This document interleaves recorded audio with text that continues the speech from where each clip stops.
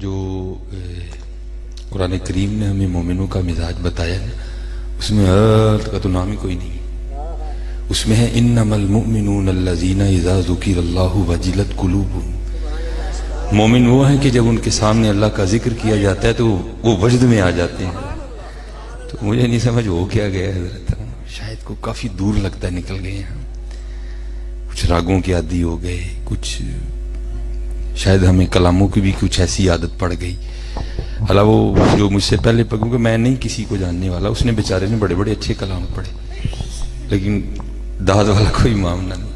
تو اگر ابھی کسی ایسے کو لا کے کھڑا کر دیا جائے نا جو یہ کہ میں اتھے نچی، میں اتھے نچی، میں اتھے گئی، میں اتھے گئی، پتہ نہیں یار کیوں ہمارے مزاج دن بہ دن اتنے بگڑتے جا رہے ہیں حضرت۔ نہیں حضرت، تبدیلی لائیں خود میں اور قدر کیا کریں جب اللہ اور اللہ کے رسول علیہ الصلوۃ والسلام کا نام لیا جائے نا، یہ نکلیں ذرا ان معاملات میں سے نا۔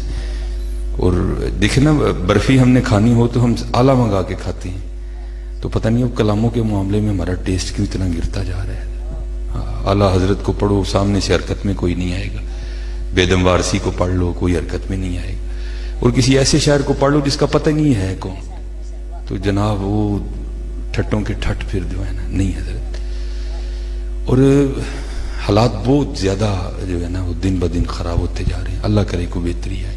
باقی میں نے آپ کو قرآن کا رنگ بتا دیا کہ وہاں راگ کا تو نام ہی کوئی نہیں، وہاں صرف اتنا ہے انما المؤمنون الذین اذا ذکر اللہ وجلت قلوبہم۔ سبحان اللہ۔ اس لیے دعا کیا کریں کہ یا اللہ ہمارے دلوں پہ رحم کر، ہمارے دلوں میں۔ مجھے بہرحال بڑی تکلیف ہوتی ہے دیکھ کے کہ پتہ نہیں ہمارے مزاج، شاعر اچھا کلام پڑھے گا سامنے کوئی حرکت نہیں ہے، اور کوئی ہم ہی پکڑ کے کوئی لگڑ بگڑ سا پڑھ دو تو جناب دے نعرے تے نعرہ، یہ نعرہ وہ نعرہ، وہ نہیں۔ اپنے مزاج کو بدلیں اور اللہ کے حضور دعا کیا کریں یا اللہ ہمیں اپنی محبت عطا کر۔ آمین آمین آمین آمین۔ کیونکہ میں یہ بات سنا کے پھر باقاعدہ کچھ ترلا ہی ڈالنا ہے، میں نے خطاب کیا کر رہے ہیں، یہ اب آپ کو اپنے بڑوں کا مزاج بتانے لگا۔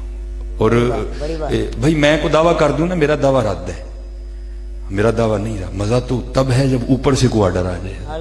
اور میں آپ کو ان کی بات سنانے جا رہا ہوں جنہوں نے خود نہیں کہا کہ میں اللہ کا خلیل ہوں، بلکہ قرآن کہہ رہا ہے وَاتَّخَذَ اللَّهُ إِبْرَاهِيمَ خَلِيلًا، ہم نے ابراہیم کو اپنا خلیل بنا لیا۔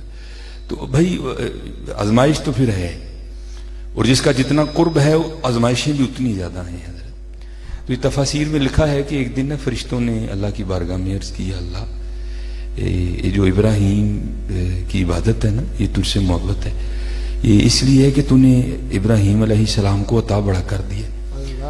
اور بس کچھ نے کہا ہے کہ یہ ضعیف ہے، بہرحال لکھا ہے کہ جو حضرت ابراہیم علیہ السلام کے، چلو میں پنجابی میں کہہ دیتا ہوں، جو ڈنگر تھے نا، جو آپ کے مال مویشی تھے، ان کے گلوں میں جو پٹے تھے نا حضرت، وہ سونے کے تھے، اور جو قلعے تھے نا وہ چاندی کے تھے۔ یہ تفاسیر میں لکھا ہے، اتنا اللہ نے اپنے خلیل کو عطا کر دیا۔ تو فرشتوں نے عرض کی، اللہ یہ جو عبادت ہے نا یہ اس لیے ہے، اگر یہ نہ ہو تو پھر ابراہیم نہ تجھ سے اتنی محبت کرے۔ تو اللہ کو تو پتا تھا نا قلب خلیل کا، کہ اگر یہ دھڑکتا ہے تو میری محبت میں دھڑکتا ہے۔ فرمایا پھر اس طرح کرو، جاؤ ٹیسٹ کر لو، جا کے ابراہیم کو ٹیسٹ کر لو جا کے۔ تو تفسیر میں لکھا ہے کہ ایک فرشتہ نا بصورت انسان ایک پہاڑ کی چوٹی پہ کھڑا ہو گیا، اس نے کوئی مائک نہیں منگایا، کوئی راہ نہیں لگایا حضرت، کوئی سر شر نہیں تھا حضرت، اس نے حضرت پکارا اللہ، وہ بس کہنا تھا، اور ابراہیم علیہ السلام کے کانوں میں پڑنا تھا کہ آپ بے چین ہو گئے، اٹھے ہوئے، کس نے میرے محبوب کا نام لیا؟ اب وہ تلاش کر رہے ہیں، تو ظاہر فرشتہ کھڑا تھا، مل گیا۔ آپ نے پوچھا بھئی یہ ابھی فضا لفظ اللہ سے گونجی، تو نے سنا؟ وہ کہتا ہے جی سنا۔ تو آپ نے فرمایا چل سنا تو نے بھی، لیکن کیا تجھے پتا ہے یہ کس نے کہا؟ اللہ۔ تو فرشتہ کہتا ہے جناب میں نہیں کہا ہے۔ تو آپ فرمانے لگے یار پھر کام نہیں کرتا، ایک بار پھر کہہ دے۔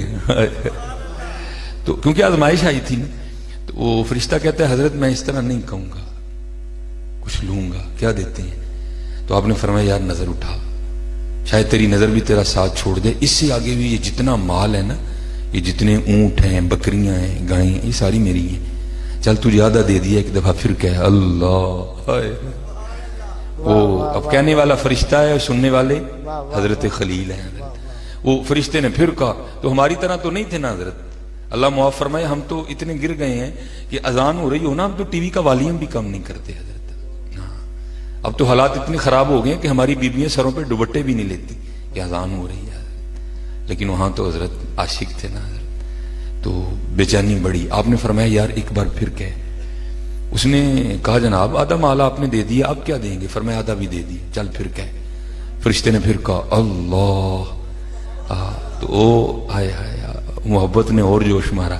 فرمایا یار پھر کہہ کوئی نہیں. وہ کہتا ہے حضرت آدھا مال آپ نے پہلے دے دیا, آدھا مال آپ نے بعد میں دے دیا, تو اب تو دینے کو بھی کچھ نہیں رہا, تو اب کیا دیں گے کہ میں نام لوں؟ آپ نے فرمایا اتنا مال ہے کیسے رکھوالی کرے گا؟ رکھوالی بھی کر دیا کروں گا. پھر کہا ایک بار حضرت.